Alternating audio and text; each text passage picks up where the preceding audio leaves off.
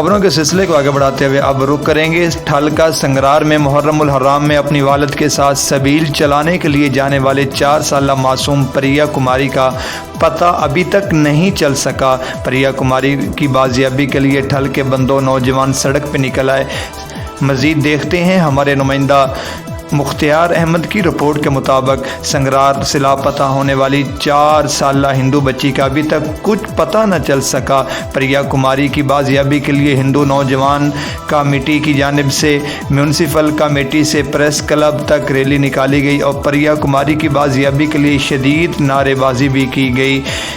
جی ہندو برادری کے لوگوں کی باتیں سنیے۔ ان کا کہنا تھا کہ ہمارے ہندو کمیٹی کے اقلیتی رہنماؤں نے ابھی تک پریا کماری کے گھر جانے کی اور بازیاب کروانے کے لیے کوئی بھی ٹھوس اقدامات نہیں اٹھائے اور نہ ہی ان سے امید کی جا سکتی ہے۔ مظاہرین نے وزیر اعظم پاکستان اور چیف جسٹس سے نوٹس کے لیے پریا کماری کو بازیابی کارروائی کا مطالبہ کیا ہے۔